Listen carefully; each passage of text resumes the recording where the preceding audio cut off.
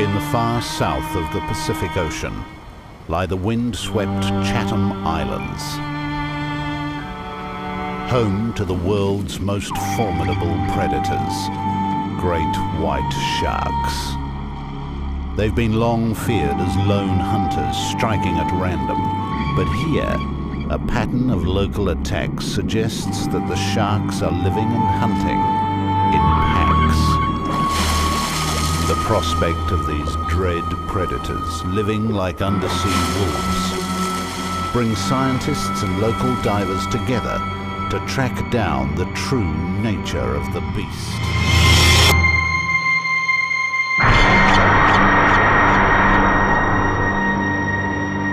Of almost 400 known species of sharks, the great white stands out. Notorious as the ultimate killing machine, a roving oceanic assassin that attacks out of nowhere. Its reputation is built on 400 million years of evolution that has honed its senses and its biology. Most fish are cold-bodied, but the white shark keeps critical areas of its body warmed. Instead of being lost to the sea, heat generated by deep muscle activity is recycled and warms incoming blood, keeping the shark's core up to 60 degrees warmer than the water. It boosts the shark's metabolism like a turbo engine to give great whites 45% more power than similar-sized fish. Warming the shark's brain increases the capacity to process information from a battery of super sensors, such as a huge taste and smell organ able to home in on prey from a mile away, and a network of hair-lined canals sensitive to the merest vibration in the water. Electrical senses that can actually track the nerve activity of prey. The heat-assisted super senses make the great white a predator without parallel, and its warm body means it can thrive even here in the chilled South Pacific, where Antarctic currents make the sea especially productive.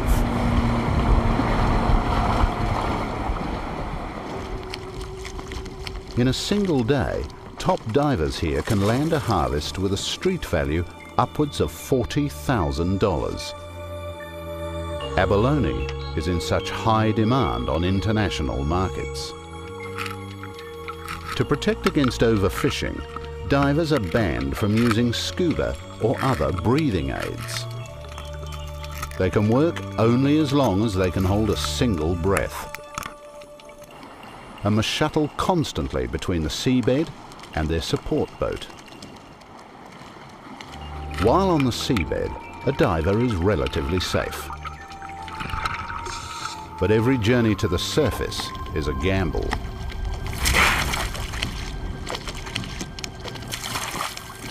White sharks typically ambush their prey from below, and a surfacing diver is a sitting duck.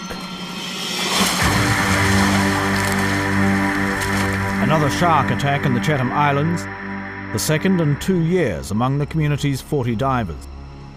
It was all fairly quick, and I just knew that I had to get out of the bloody thing's mouth. The biggest wound, a 30-centimetre rip, almost from his thigh to his knee. Bit my leg pretty badly. When I pulled myself on the Naiad, when Tim pulled me on the Naiad, that was the first thing I checked for, that I did have a leg, and I realised it was just a pretty big hole. Abalone diver Kinner Scully faced 3 separate strikes as he struggled to the boat, which is unusual. Most great white attacks involve a single strike. Some scientists believe a great white's sophisticated taste sense quickly determines humans are not fatty enough to be worth eating, and so it spits us back out. 3 strikes on one diver could suggest 3 separate sharks were involved. Within 10 months, there was a similar attack. The third white shark attack gives New Zealand the 5th highest attack rate in the world. Diver Vaughan Hill also faced 3 separate attacks before being rescued. While the bite and spit theory remains hotly debated, the multiple attacks reinforce claims by local fishermen that far from great white sharks being loners, They are hunting the island's waters in packs.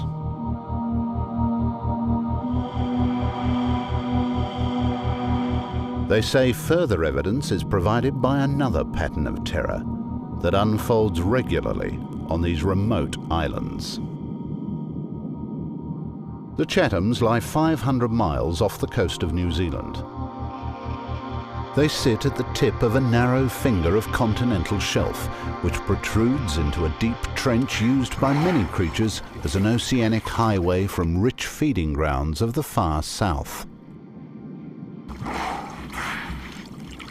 Large marine mammals, such as these short-finned pilot whales, are able to make such journeys because of the concentrated fat in their blubber. Blubber stores more than twice the energy of fish flesh, and white sharks are known to feed on dead whales. But some island fishermen argue that sharks do more than scavenge.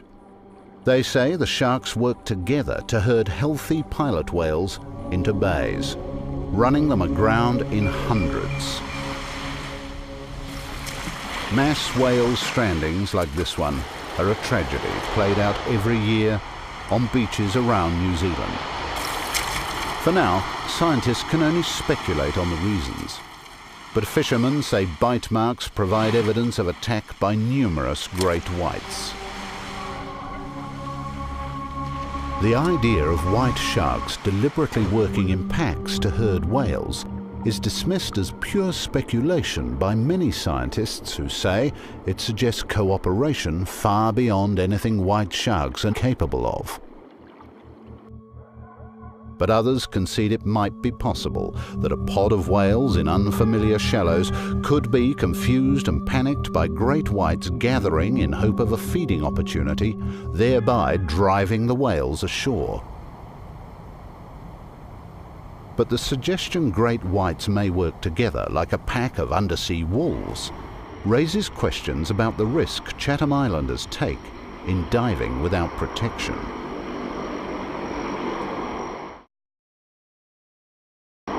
To answer the divers' questions, top New Zealand shark scientist Craig Thorburn has come to the islands to tag and track the great whites.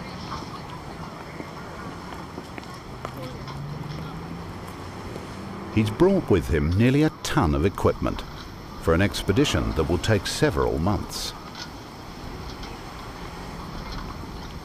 Craig will seek the help of attack survivor Kinner Scully in a hunt for creatures that nearly ended his life. Just finding the sharks is going to be a major challenge. They remain among the most elusive and least known animals on the planet.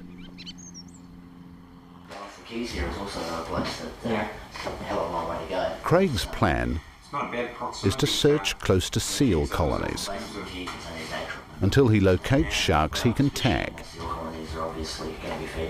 So seal colonies are decent? Yeah. If he can tag several sharks with radio transmitters and then track them, Craig hopes their behaviour will reveal whether they do hunt in packs.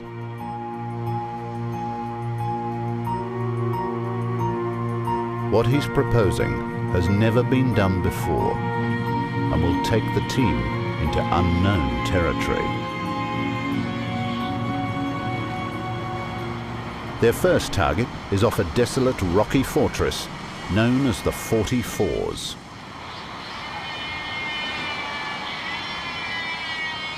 It is a staging post for legions of ocean wanderers, including one of the world's largest colonies of royal albatrosses. But the team is more interested in the island's huge colony of seals. Young seals have exceptionally high levels of blubber that may tempt adult white sharks.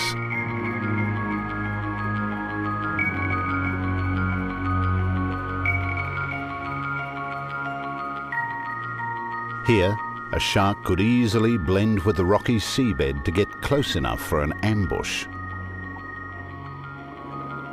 The expedition has been joined by a team of local fishermen and divers.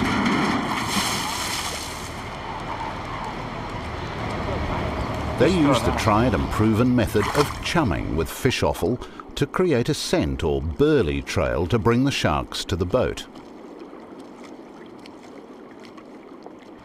If a shark gets close enough, Craig will use a barbed tag to attach a sonic transmitter to its back.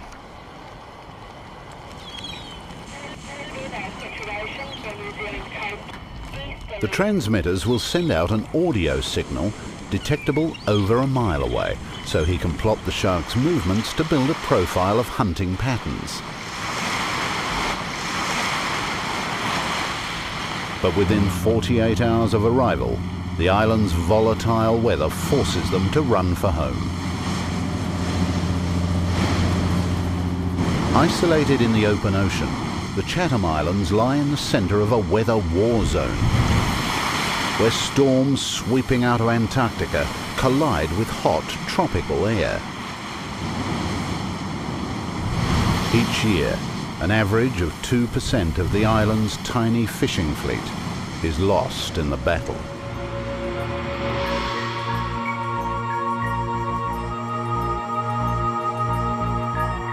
Struggling against the weather, it takes 6 weeks for the team to search each small island that has seal colonies.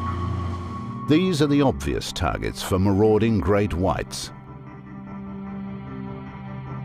Yet, there's not a sign of a single white shark near any of them. Finally, the weather eases enough to allow the team to get to one last location, the low-lying Star Keys. They consist merely of a series of reefs that just break the sea's surface. But they're home to one of the largest seal colonies in the islands, and should be an ideal hunting ground.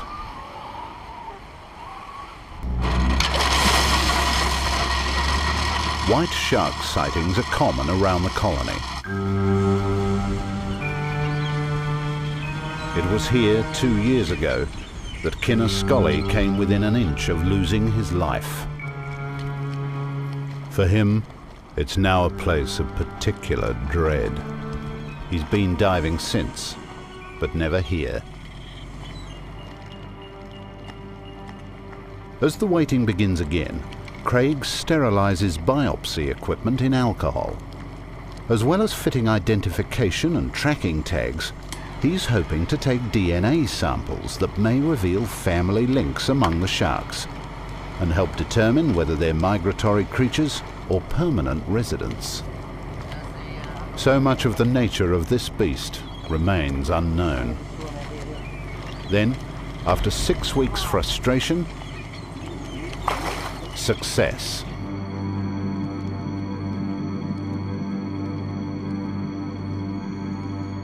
The large adult male circles gradually closer. Under Craig's leadership, the team of fishermen have become frontier scientists. But getting close enough to attach the colour-coded tracking tag proves a challenge.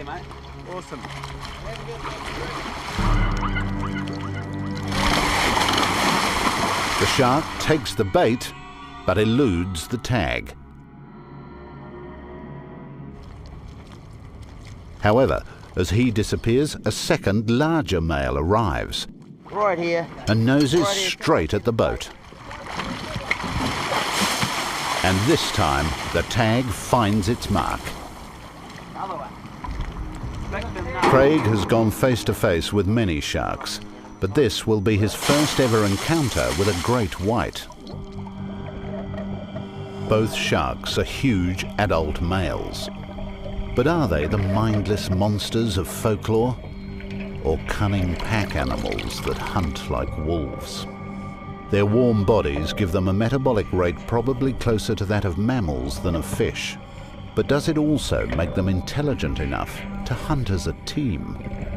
Then a third shark approaches, larger again.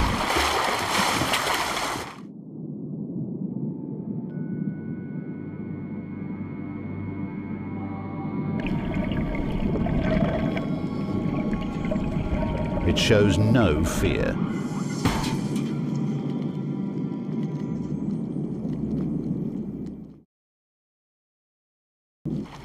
With 3 sonic tracking tags in place, the team prepares to go after DNA samples. It will be possible only as long as the sharks remain tempted by the baits. But there seems little concern. Even as the lance that would take the tissue sample is being prepared, more sharks have shown up. They now have 6 huge sharks around the boat. All are large, mature males, a pack by almost any measure. The sonic tags reveal they are tracking up the Burley Trail, making erratic circuits seldom more than 100 yards from the boat or from one another. While the sharks are around, it's vital to gather all possible information. And that's best done underwater. Hey boys, I got my lucky weight belt on. I need to be shark proof. No? So Kinner will join Craig in the cage. Video footage will help to piece together the truth of the shark's behaviour. But the last time Kinner saw a great white up this close, he was in its jaws. This one is 18 feet long, bigger than the one he knows attacked him here 2 years ago. Now, seeing so many supposed solitary animals together, Kinner is convinced that he was the target of 3 different sharks. It's rare to see one male great white of this size. To find 6 huge males in one place challenges much of what we thought we knew about these sharks. That's another boy. It's 16 sure. Conventional belief is that they are territorial animals that only cross paths incidentally. There it is, back of the boat, swimming around the shark cage. So when the Chathams offers abundant feeding choices, why are they all at this one place? Come on, Gibble, come on, come to Papa. I didn't want to spin you. Good girl, good girl. Hey, you want a kiss? Oh, you're lovely. The answer could come from DNA. It may reveal that this remote island sharks are an isolated population, but could have developed unique behaviour patterns, including pack hunting. But as suddenly as it began, the excitement is over. Before they can study the group any further, the weather again intervenes.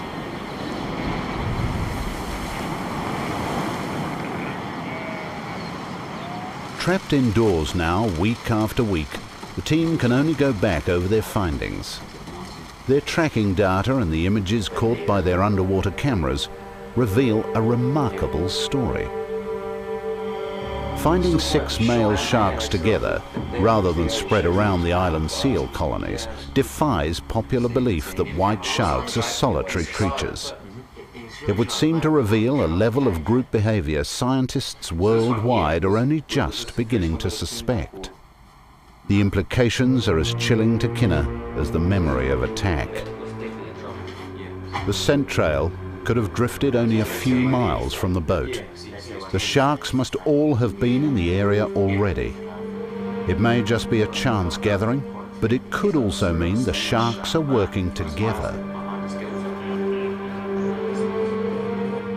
To find the seas they work are stalked by packs of killers is the last thing Kinner and the local divers want.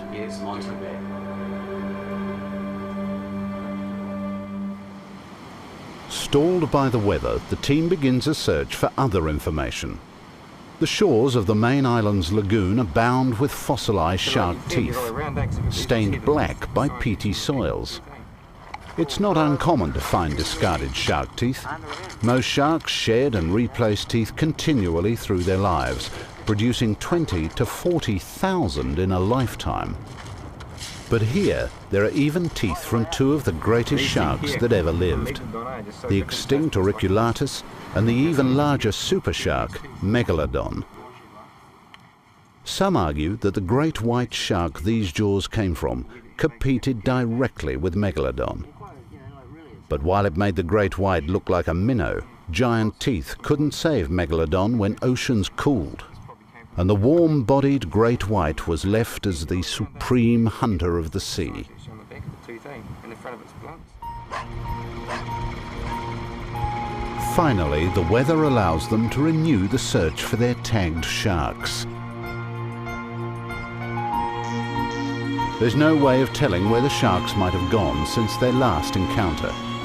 It's thought they normally remain at one site only a few days, rarely as long as a week. The team must begin their search all over again.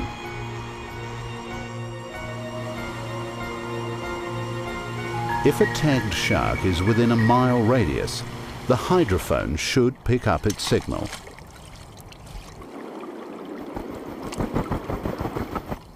Over successive days, the team again checks out each of the major seal colonies on the islands,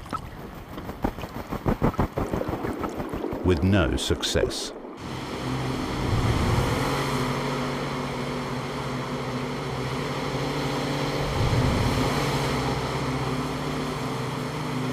White sharks can cover 50 miles in a single day. With so many seal colonies around the islands, the search area could be 1,000 square miles. It's like looking for a needle in a haystack.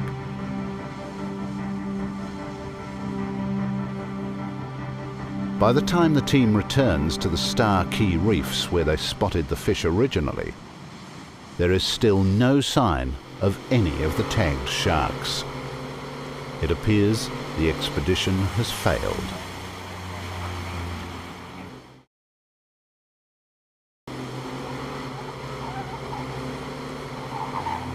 Check, while we're here.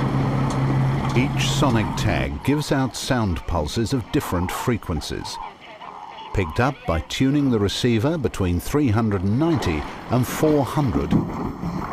Change the frequencies for you, Craig.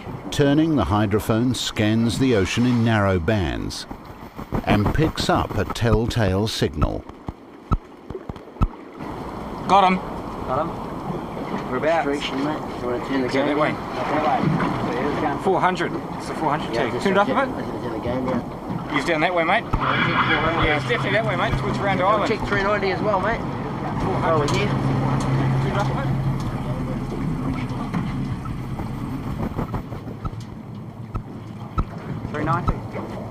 $390's out that way. And that's the one I saw. 2 of the sharks at least are still here.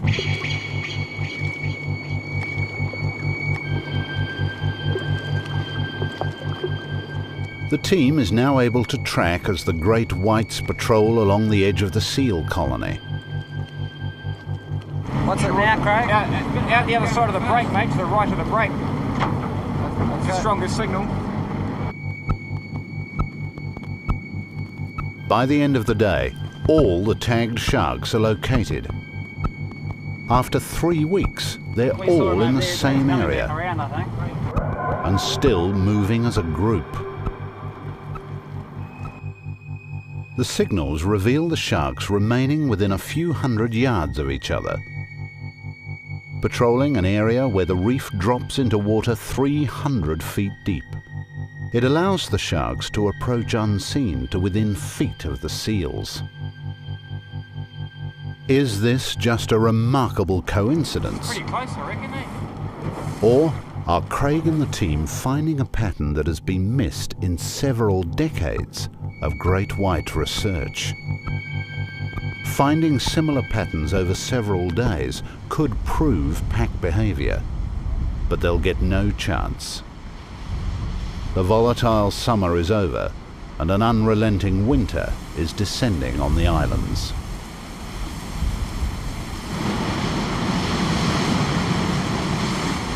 Craig and Kinner have come too tantalizingly close to a major breakthrough in white shark research to stop now.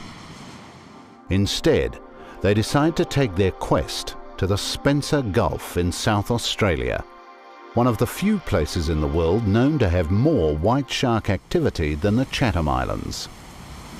Easy access has made the Spencer Gulf the centre for some of the most extensive research on great whites done anywhere. Here, they'll be able to compare their findings with one of the world's leading researchers, based at Port Lincoln.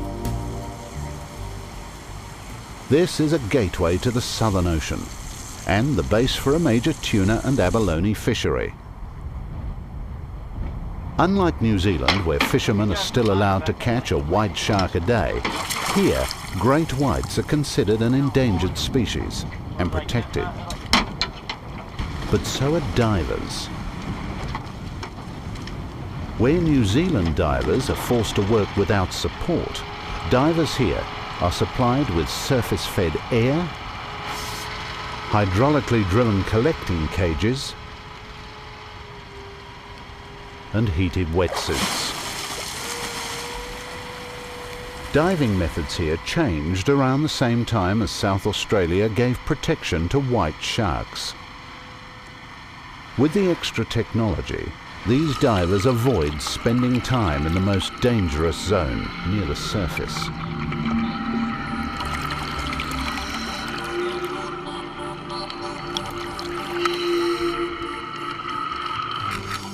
The air supply enables them to remain safely on the seabed for prolonged periods, instead of shuttling back and forth to the surface for every breath.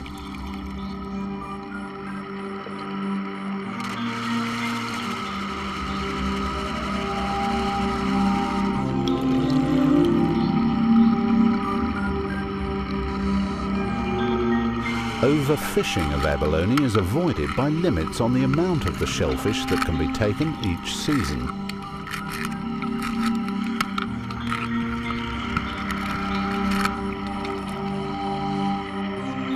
The air supply also enables a diver to fill airbags to send his catch to the surface, cutting out further perilous trips through the mid-water zone.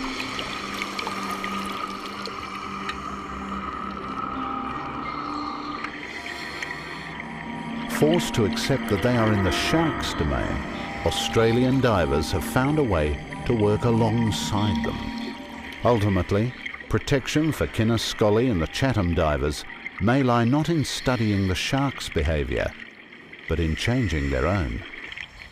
You had a good flight? G'day, how's it going? Mate. Pleased to meet you. At Port Lincoln, Craig and Kinna team up with renowned shark expert Ian Gordon and former game fisherman Rolf Zabatsky, part of a new breed of shark researchers.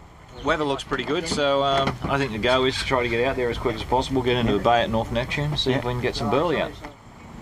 In a decade of pioneering field studies, Ian Gordon has probably tagged and tracked more white sharks than any other man.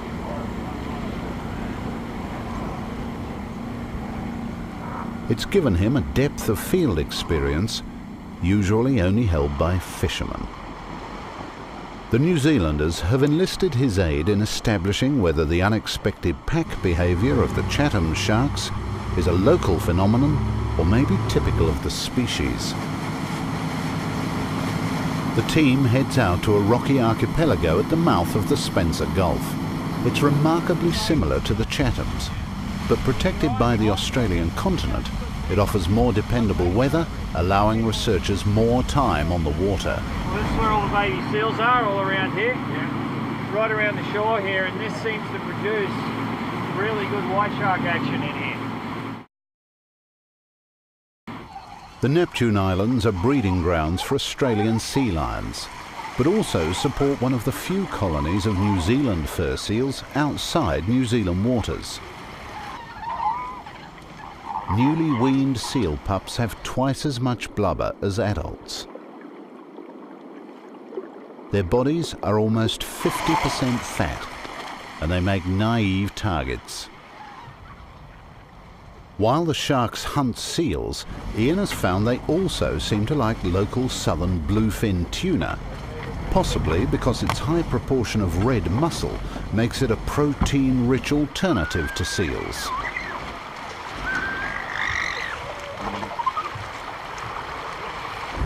Tuna oil will also provide the basis for the burley, providing a scent trail that lingers in the water up to 3 miles down current.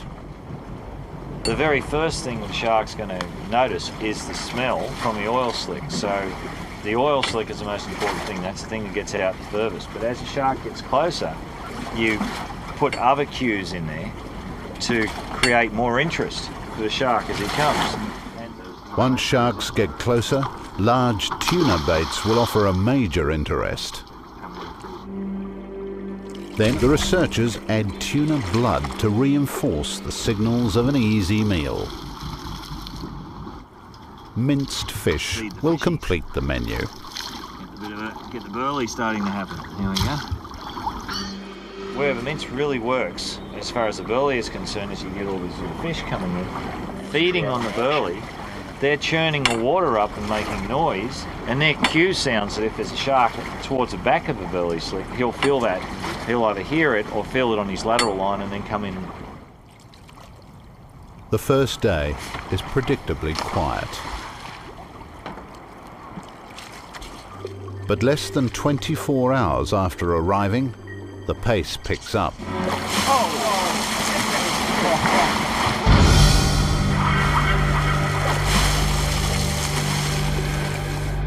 The ritual of shark tagging is almost second nature for Ian. He targets the base of the shark's dorsal fin, where the tag will be most visible later. If possible, they'll note any distinguishing marks and behaviour from below the surface as well. But as Craig heads down for his second face-to-face encounter with white sharks, there's a surprise in store. Again, the shark is not alone. Lurking below the surface, there's a giant mature female over 15 feet long.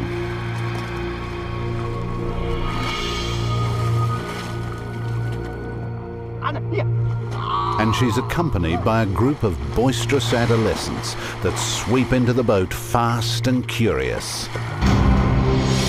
On your bait. Suddenly, there are sharks everywhere.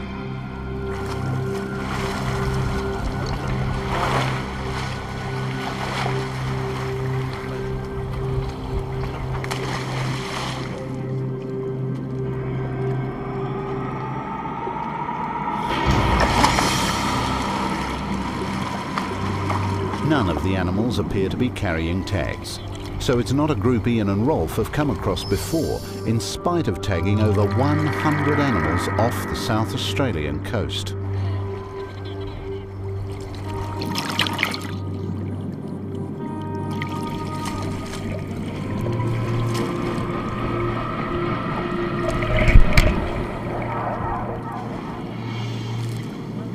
Ian will tag this group with new plastic tags that he's just developed. In the past, field studies have been hampered by reliance on tags that could only be read if the shark was caught.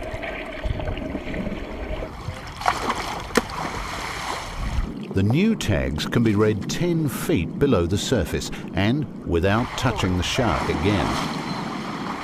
Yes, you got it. You got him.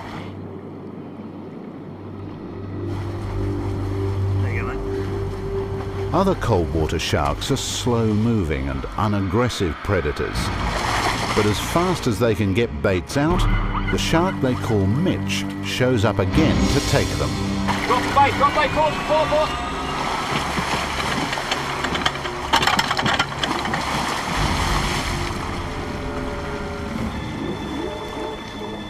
Got it. At last, with a full belly, Mitch loses interest and the team's attention can turn to others.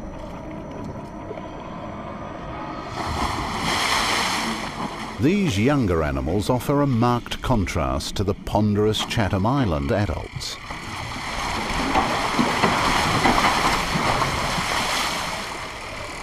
Oh, but you lost it again! But one they name after Kinner is of similar size and age to the others, yet of markedly different character. I couldn't see a tag in any of those runs, mate.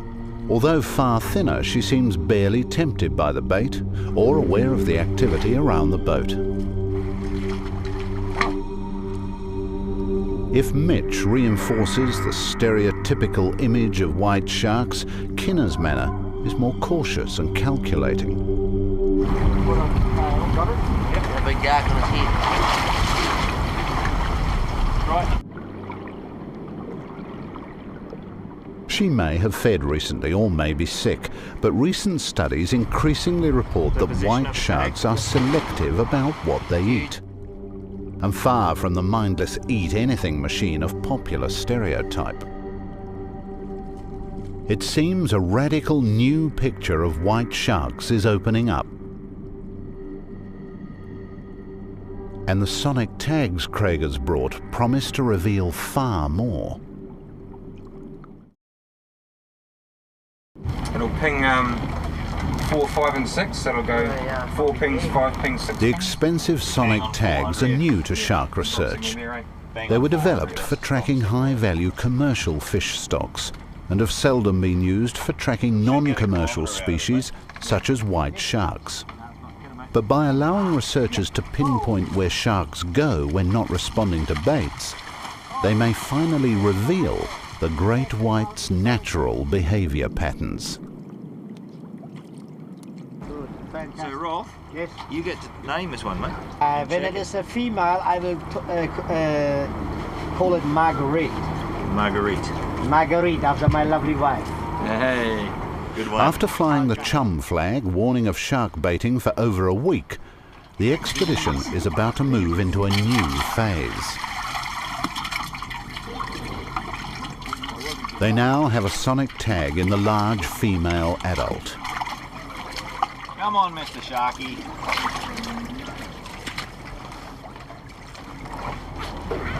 Most of the tracking stuff that's been done in has been, like as soon as they put the tag in, they've stopped burleying, eh? What I'm more interested in right now is that we can actually get some data on whether it's hanging around in the burley slick or within a close area of the burley slick at night. Yep. And I'm really keen on finding that out, you know, so then in the next couple of days, now we've got one, we can actually go and follow it as well. Yep. So that's even better. Current thinking is that great whites don't hunt at night. Now it may be possible to tell if Marguerite continues seeking baits or moves on to other activity. There's a listen. It's getting fainter, like she's swimming down the burley trail. Yeah, you can hear it quite clearly, but there's all of the static in the background. Yeah, it's going to get worse as we go into night, because the ocean will just come alive with... Yeah, all the pistol shrimp and everything. It's really bad. Yeah, tracking. So you can really get a good scent of those, so she's obviously off the back there somewhere. Craig and Ian track around the clock, listening for a signal from Marguerite's sonic tag every half an hour. Medium, 164 degrees. For 12 hours, the giant female remains within a mile of the boat. It's exactly the same compass bearing, but a strong signal. Okay, so it's... But despite continual monitoring, they lose touch with her.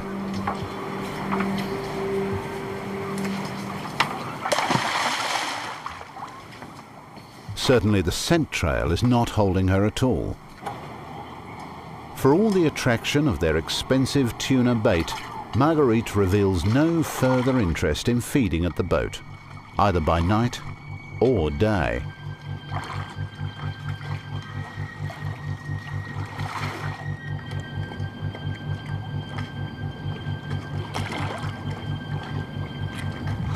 Over 3 days, she shows up in the bay in the hours before dawn, only to vanish again beyond signal range.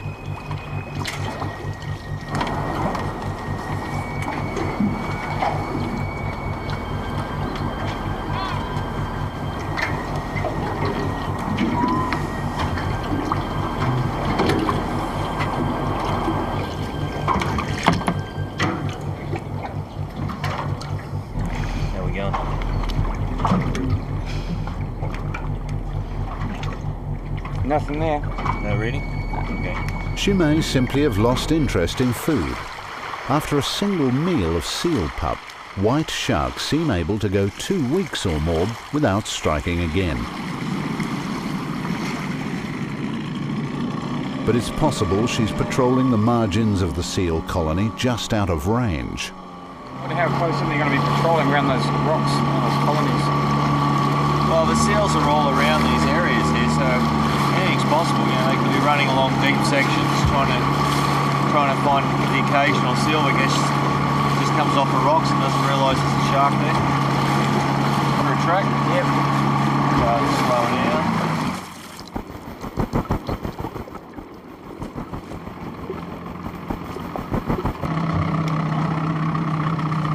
Nothing here either. Nothing.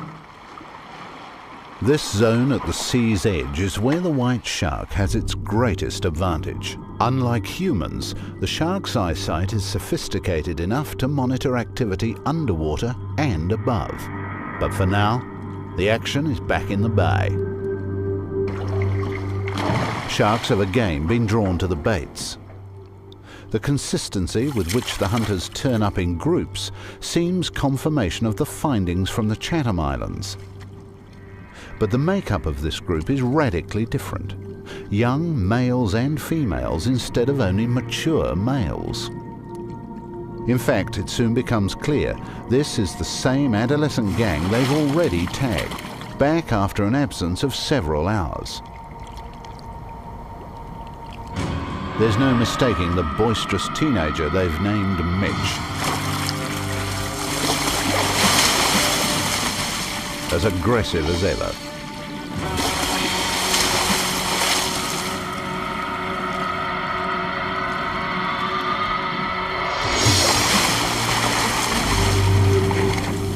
But there's no sign of Marguerite with the group. Perhaps the fish schools drawn to the burley are still tempting to these younger sharks, but not to the fully mature adult. It's thought white sharks feed almost exclusively on fish for their first 12 to 15 years, and begin to hunt marine mammals as they get older, faster and smarter. The bay may be a nursery area, favoured by young sharks in the transition to adulthood.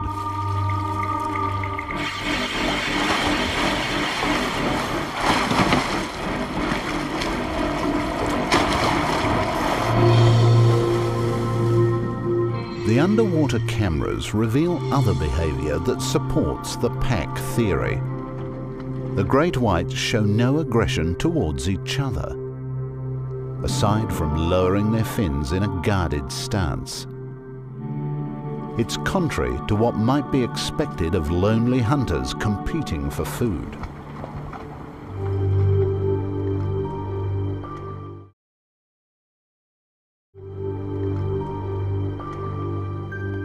The team continues the vigil into a fourth night, in the hope the adult female, Marguerite, returns and confirms her place in the pack.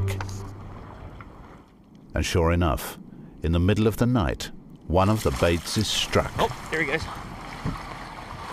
It's out there. But the ocean giant is not Marguerite. It's a huge blue shark.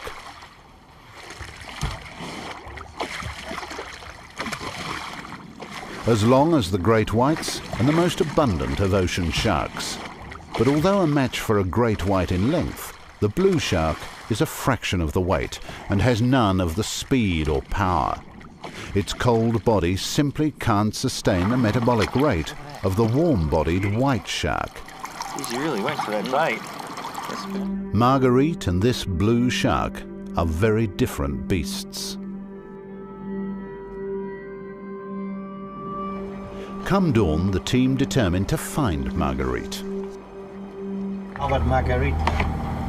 Well, that was pretty clean, eh? Yeah, it was a clean and tag. And she came back anyway. And she came straight back in again. Then she cleared off in the middle of the night. And then came back at 3 o'clock. And then came back again at 3 Marguerite o'clock. may have been an independent shark simply passing through, but a group of adolescents in close association with a mature female could suggest a family grouping, much like orca or other large marine mammals.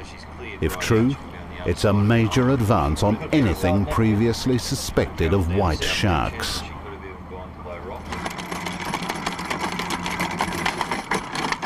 To be sure, they'll have to confirm she is still around. The day is calm enough for Rolf to risk venturing around the seaward side of the island, where they'll be exposed to the full force of the Southern Ocean.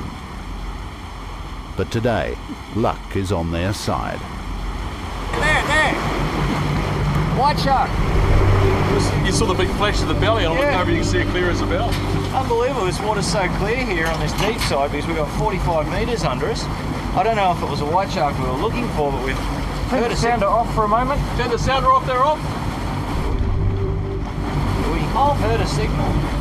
And all of a sudden there's a white shark swimming 10 feet under the surface. It's not Marguerite, but it's encouraging. And soon they have the reward they're after. Got her, got her. Got her? Got her. We got her. Next one. 400. The telltale signal is coming from close to the rugged shore. Where is she? Lost her again. Had it, definitely had it. She's in here. It appears Marguerite may have gone around the next point, but the big female is there with at least one other shark. Found her, man, found her. Yeah, up in a minute. All right. Let's see if we can find a bit closer in there, eh? Yeah, yeah. Bloody brilliant. Back of the island. The southern coast of the island is a precipitous wall of rock pounded by ocean swells. But the big shark may be attracted by that very feature. Beneath the swells, a 30-foot deep school of fish offers rich feeding for wily adult seals she'd find too hard to catch in the bay, but which couldn't escape her here. You got those big swells coming in, and a seal, not even a seal, how well it can swim, could actually survive getting up onto those rocks with those big swells. Yeah. It kind of makes a bit of sense that would, in fact, be a good area for the shark to hunt, because the seals can't get away if it catches them. Strong signal. Now she hangs off between. She's just hanging around in the bay there.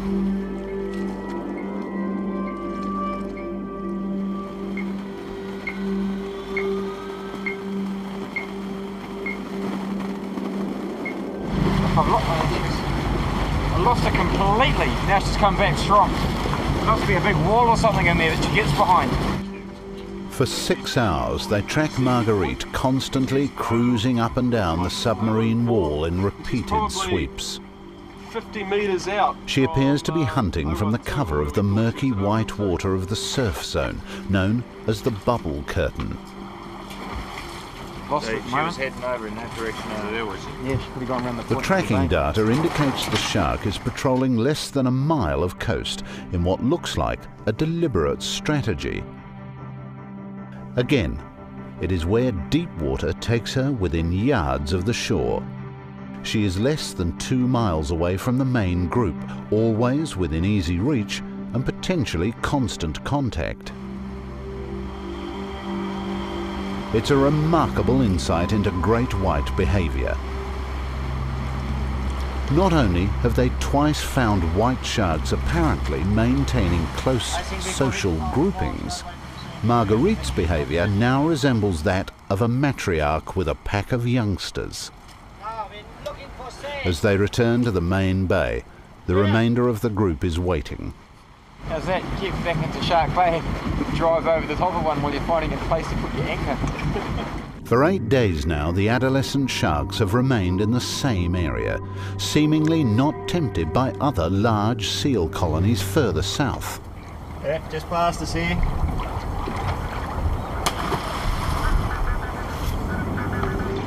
There's no real sense in them sort of cruising all the way down 6 or 8 miles down to South Neptune Island and turn around and come back with it. It seems logical to stay a little bit more site-specific to a seal colony when you're a bigger shark than to actually become very transient and move around all over the place and chew up a lot of energy. We've actually got a shark hitting a lot on the bait, hit the boat. The shark group's behavior strongly points to this being an established pack, moving together and hunting together. To find numerous white sharks remaining together for extended periods, both here and in the Chatham Islands, suggests patterns of social interaction that could overturn current scientific ideas of white shark behavior and intelligence. Pack behavior implies a level of communication beyond anything previously recognized, and Craig and Ian are convinced there is a clear element of pre-planning in their hunting. The question is no longer, are white sharks intelligent?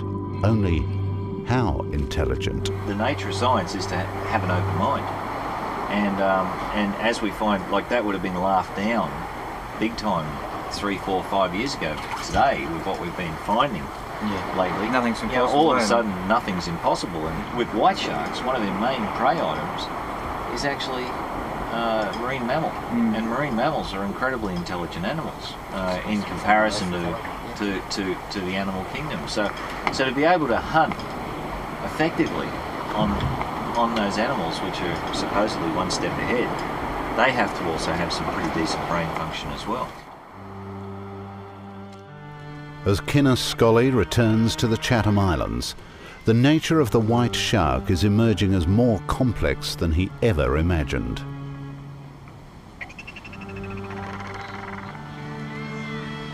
He can only hope local authorities soon allow divers access to cages and other protection offered in South Australia.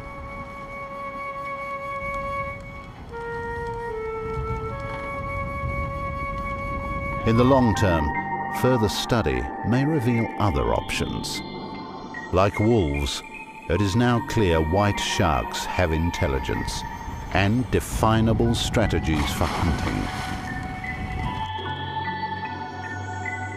In time, we may come to understand the ways of these creatures that work by strategy and find a way to live with them.